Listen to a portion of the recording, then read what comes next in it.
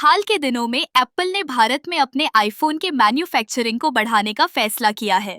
यह कदम चीन में चल रहे आर्थिक दबावों के बीच उठाया गया है। चीन में उत्पादन लागत बढ़ रही है और एप्पल को यह समझ में आ गया है कि उसे अपने सप्लाई चेन को विविधता देने की जरूरत है।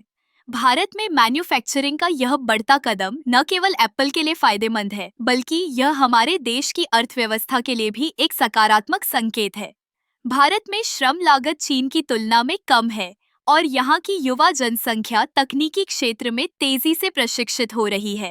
एप्पल ने पहले ही भारत में अपने कुछ प्रमुख सप्लायरों के साथ साझेदारी की है, जैसे कि विस्ट्रॉन और फॉक्सकॉन।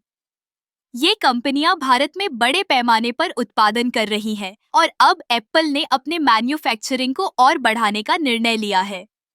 इससे न केवल रोजगार के अवसर बढ़ेंगे, बल्कि हमारे देश में तकनीकी कौशल भी विकसित होगा।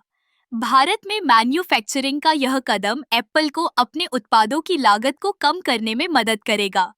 जब उत्पादन भारत में होगा तो शिपिंग लागत भी कम होगी और इससे ग्राहकों को बेहतर कीमत पर आईफोन मिल सकेंगे।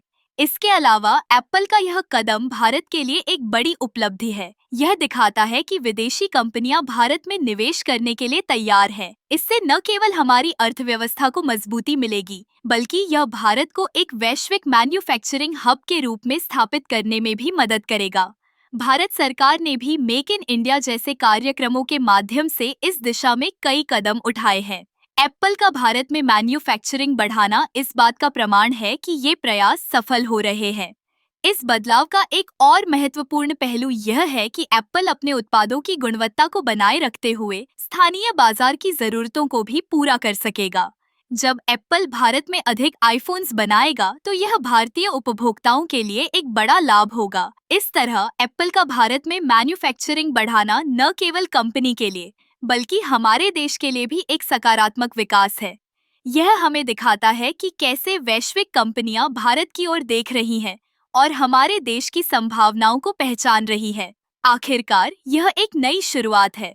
एप्पल का भारत में निवेश न केवल तकनीकी क्षेत्र में, बल्कि समग्र विकास में भी योगदान देगा।